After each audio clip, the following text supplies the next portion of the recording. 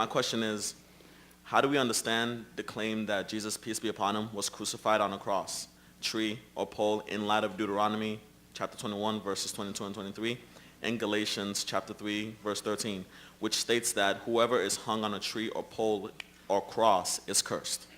Thank you. Well, I'd say you're about that close to understanding the gospel, right? Because we know Jesus is righteous according to both the Bible and the Quran.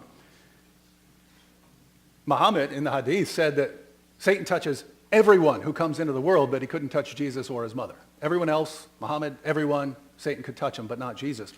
And so, you're right. How do we reconcile our belief that Jesus was righteous with the Old Testament claim that anyone who's hung on a tree is cursed? And it seems that we would have to say that Jesus was cursed in spite of being righteous, and that's exactly what the gospel says, right? The one who is without sin became sin for us.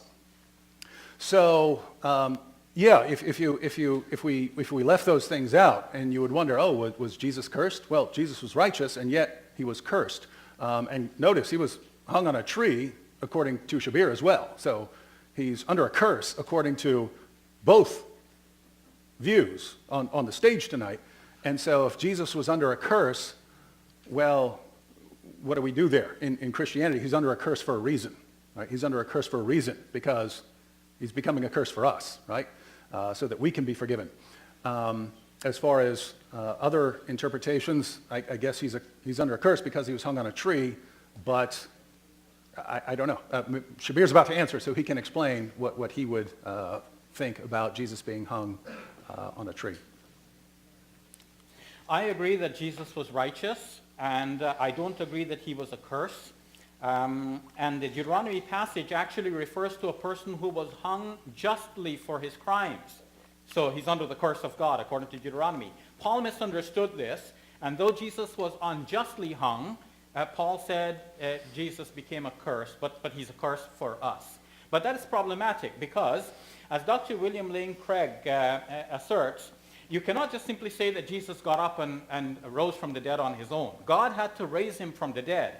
But as I pointed out to him, for God to raise him from the dead, God has to want to raise him from the dead. And if all we know is that he died under the curse of God, according to your scriptures, you have no reason for thinking that God would want to raise the accursed person from the dead, who died under the curse of his own law.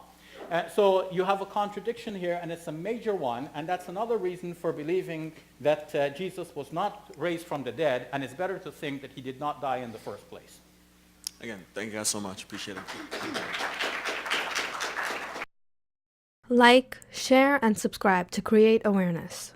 We are also available on Facebook, Google+, Twitter, and Paltalk.